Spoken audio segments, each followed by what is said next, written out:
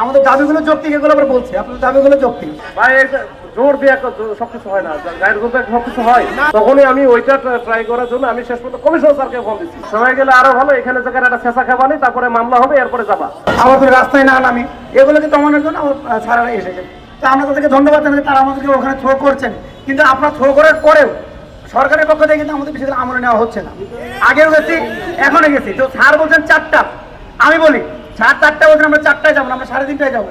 3:30টায় যাবো, 3:30টায় ওখানে আমরা এন্ট্রি নিব, এন্ট্রি নিয়ে 4টার মধ্যে আমরা ওখান থেকে বেরোবো, বেরিয়ে 4:15টার মধ্যে এখানে আসবো। কি ফলাফল ওখান থেকে আসে।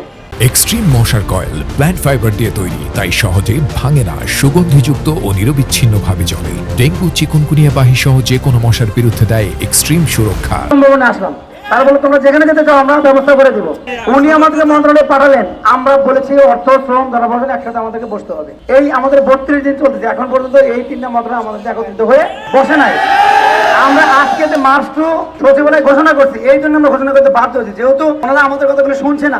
আমাদের দাবিগুলো যৌক্তিক, এগুলো আবার বলছে আপনার দাবিগুলো যৌক্তিক। তাহলে যৌক্তিক দাবিগুলো মানার জন্য অর্থ, শ্রম, জনবল, 1 ঘন্টা আমাদের 6 থেকে 7 টাকা জন্য ব্যয় করবে, তারা কিন্তু এগুলো ব্যয় করছে না। আমরা সেই জন্য আজকে মার্চ টু সচিবালয় এখানে এসে আমরা আপনাদের জন্য পরবর্তী ইনস্ট্রাকশন দেবো। 3:30টায় তোমার তো ঢুকতে দিবে না, মানে 3:30 তোমার তো অ্যাপয়েন্টমেন্ট নেওয়া হচ্ছে 4টায়।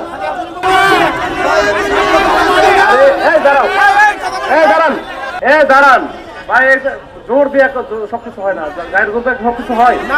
আমি বলছি যে এখানে তোমার অ্যাপয়েন্টমেন্ট দিচ্ছে 4টায়, মানে অ্যাপয়েন্টমেন্ট 4টায় দিচ্ছে কি কারণে, ওইখানে মিটিং আছে। মিটিং একটা স্যার তো তোমার সাথে কথা বলবো না, মিটিং করে তো তোমার সাথে কথা বলবে। তুমি 4:30টায় তো 4টার পরে তুমি কেমনি বের হবা? তোমার 4টায় তো মিটিংই শুরু হবে না, শুরু হবে তোমারটা।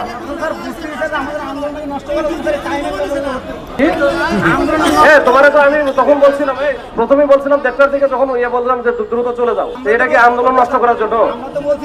3টা মন্ত্রণালয় আমি এটা জানিও না, এটা কেবল শুনছি। আমি যখন শুনছি যে অর্থ সচিব, তুমি বললাম না যে অর্থ সচিব স্যারের সাথে আমাদের দেখা হলে ওই সাথে আমাদের দেখা করা জরুরি, তখনই আমি ওইটা ট্রাই করার জন্য আমি শেষ পর্যন্ত কমিশনার স্যারকে ফোন দিচ্ছি। স্যারকে দিয়ে ফোন দেওয়াইছি, ফোন দেওয়ার পরে অ্যাপয়েন্টমেন্ট নিচ্ছি। তখন প্রথম বলো 1:30টা তখন বাজে অলরেডি, যে দ্রুত যাইতে বলো, 2টার মধ্যে ওনার মিটিং আছে, 2টার আগে যদি যাইতে পারে তাহলে হবে। আমি তো গাড়িও রেডি করলাম যে আমাদের গাড়িতে চলে যাক। আচ্ছা যাই হোক, এখন যেটা তো হয়ে গেছে, এখন যেটা হচ্ছে 4টার সময় বলছে তোমরা চলে যাও, গিয়ে স্যারের সাথে কথা বলে তোমাদের কোন বিষয় আছে এগুলো লিখিত যদি থাকে তাহলে লিখিতটা দিয়ে আসো, লিখিত দিয়ে আসো।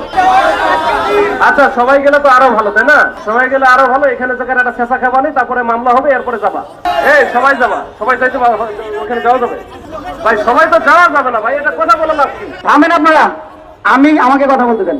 স্যার বলছে যে 4টার সময় সচিব স্যারের মিটিং আছে। এখন যেহেতু সচিব স্যার গুরুত্বপূর্ণ কাজ করেন, আমরাও গুরুত্বপূর্ণ, আমরা দেশের নাগরিক না।